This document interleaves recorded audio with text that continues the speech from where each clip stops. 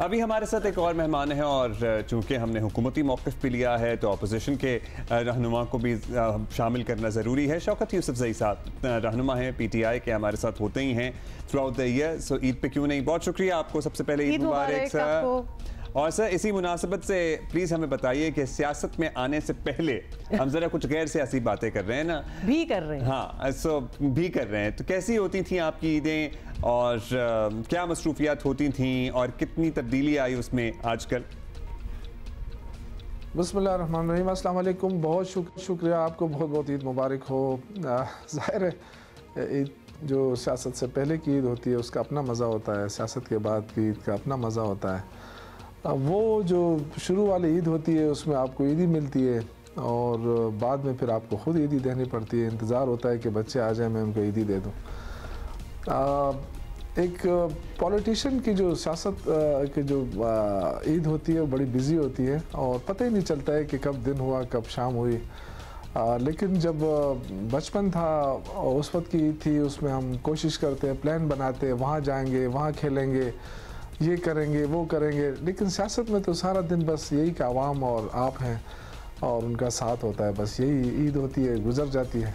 ये ईदी वाली बात जो की है ना आपने शौकत साहब, ये बड़े लोग आज इस बात को याद कर रहे हैं और ख़ास तौर पे पता नहीं कब वो टाइम गुजरता है कि हम उस ब्रैकेट से निकल जाते हैं कि हमें ईदी अब नहीं मिलती। मतलब I find it very unfair, हमें भी ईदी मिलनी चाहिए। फिर एक स्टेज आती है जब आपको मिल भी रही होती है और आप ईदी दे भी रहे होते हैं, लेकिन फिर एक स्टेज आती है, पता है क्या, जब आपके बुजुर्ग, आपके बड़े इस दुनिया से जाना शुरू हो जाते हैं। हाँ। और आप भी एज कर रहे होते हैं साथ साथ, वो स्टेज और ज़्यादा फिर आपको एहसास होता है कि अब आपको ईदी देने वाले लोग रहे ही नहीं। अच्छा, अब आप पहले नीना ने वो गा दिया एक गाना, हमें थोड़ा सा नॉस्टैल्जिक सैड सा कर दिया। अब आप इस किस्म की बातें कर लें। शौकत साहब हम वापस आ रहे हो, मेरा ख्याल है बेहतर है कि हम थोड़ी सी सियासत की बात कर ही लें।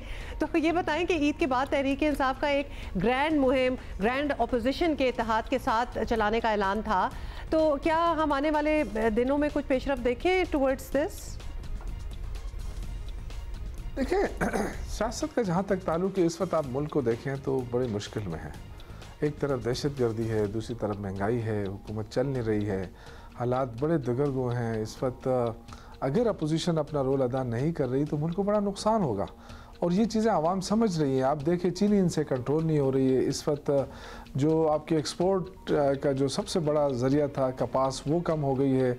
हुकूमत की जो गलत पॉलिसी थी उसकी वजह से गंदम की पैदावार में कमी हुई है। तो अब सारी चीज़ें इंपोर्ट करेंगे, जो आपका जो तिजारती खसारा था वो भी बहुत ज़्यादा बढ़ रहा है। तो इन हालात में हम मेरे ख्याल से अपोजिशन जो है वो कोशिश कर रही है कि वो सब मिलकर इस हुकूमत के ख़िलाफ़ ग्रैंड अलायंस बनाएं और ईद के बाद दमादम मस्त कलंदर हो, क्योंकि जितना इस हुकूमत को आप वक्त देंगे इतना मुल्क को नुकसान होगा।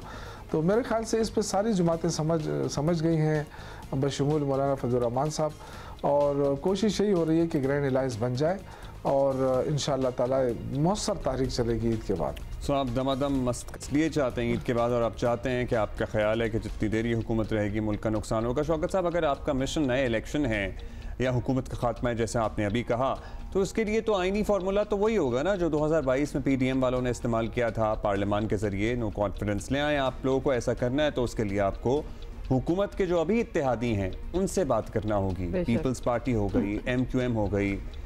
अब या तो आप उनसे बात नहीं कर रहे हैं या वो आपको लिफ्ट कराने के लिए तैयार नहीं है, तो वक्त नहीं आ गया कि आप हुकूमती इत्तेहादियों से रवाबित बहाल करें? देखिए, आइनी रास्ता तो उन हुकूमतों के ख़िलाफ़ अपनाया जाता है जो आइनी तरीके से आए हों। ये हुकूमत तो फॉर्म 47 की हुकूमत है, गलत तरीके से आई है और पार्लियामान के अंदर जो पार्लियामानी हैसियत है वो ख़त्म करके रख दी है। आज देखिए पार्लियामेंट की कोई बालादस्ती आपको नज़र नहीं आ रही, जमहूरियत को रोन डाला है, सारे जो इंसानी हकूक़ हैं उनकी पामालियाँ हो रही हैं और कोई इदारा इनसे बचा नहीं है। तो इस हुकूमत के ख़िलाफ़ तो मौसर तहरीक शुरू करेंगे और मौसर तहरीक के ज़रिए इसको ख़त्म करेंगे। जहाँ तक पीपल्स पार्टी, MQM या उनके इत्तेहादियों का ताल्लुक़ है तो वो तो वैसे भी उनसे नाराज़ हैं और वो तो एक धक्के की मार हैं। जो इस अगर उनको ये पता चल गया कि पोजीशन मौसर हो गई है, मजबूत हो गई है और हुकूमत नहीं चलने दे रही है, और तो ये लोग खुद ब खुद इधर आ जाएंगे। और अब वक्त आ गया है कि इस हुकूमत को चलता करना पड़ेगा, क्योंकि मैंने जैसे आपसे कहा कि ये हुकूमत मुल्क के लिए नुकसानदेह है। देखिए ना, इस वक्त आप एक बनाना रिपब्लिकन की तरफ बढ़ते हुए जा रहे हैं। दहशतगर्दी आपके घरों तक पहुंच गई है और हुकूमत कंट्रोल करने में नाकाम है। पूरा जोर जो है वो अपोजिशन को कुचलने में लगा हुआ है हुकूमत का। इस वक्त जो क्रॉस बॉर्डर टेररिज्म हो रही है वो कितनी ज़्यादा हो रही है, और कोई पॉलिसी आपको नज़र नहीं आएगी, कोई अफगान पॉलिसी आपको नज़र नहीं आएगी, और उसकी वजह से मुश्किलात में इजाफा हो रहा है।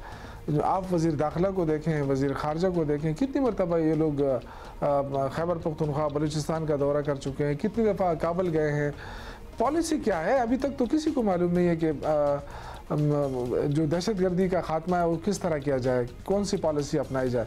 बड़ी अजीब सी बात है। मेरे ख्याल से इस पे तमाम जो अपोजिशन जमातें हैं वो उनकी बैठकें हो चुकी हैं, उनके जो तहफ़्फ़ुज़ात हैं वो भी दूर हो चुके हैं, और इंशाअल्लाह ताला एक मौसर तहरीक के ज़रिए इस हुकूमत को ख़त्म करेंगे।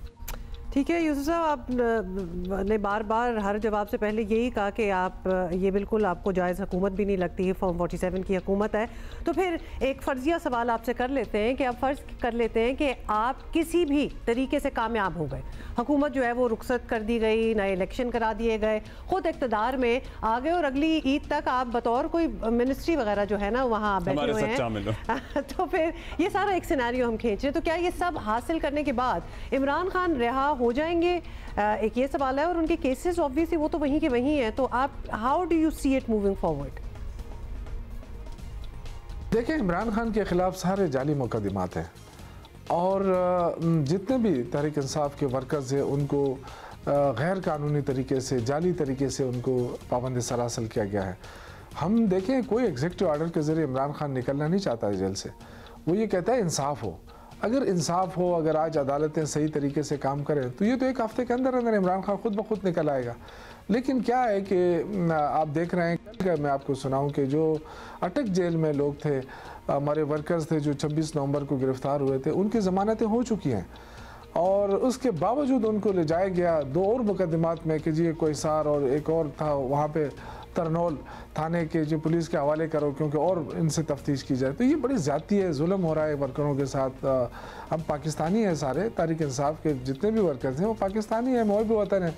उनको इस हद तक ले जाया जा रहा है कि वो नफरत करने लगे हैं। तो ये बड़ी अफसोसनाक बात है। तो मेरे ख्याल से ऐसे हालात में कोशिश ये होगी कि इस हुकूमत से जान छुड़ाए, और मुल्क के अंदर जो इंसानी हकूक़ की पामाली हो रही है वो ख़त्म की जाए, जमहूरियत बहाल हो, पार्लियामेंट की बालादस्ती हो, और जितनी भी अदलिया है वो आज़ाद होकर काम करें। इस वक्त अदालतें आज़ाद नहीं हैं, फैसले कहीं और हो रहे हैं, और इसका जिक्र कई जजेस कर चुके हैं, आपके सामने है। और तो ये मैं समझता हूँ कि इमरान खान के साथ ज़्यादती हो रही है, उनके मुकदमात जाली हैं, और जिस दिन भी फेयर ट्रायल हुआ वो इंशाअल्लाह ताला खुद ब खुद जेल से बाहर होंगे। चलिए, क्या होता है। बहुत शुक्रिया आपका शौकत यूसुफ सईद साहब हमारे साथ मौजूद थे।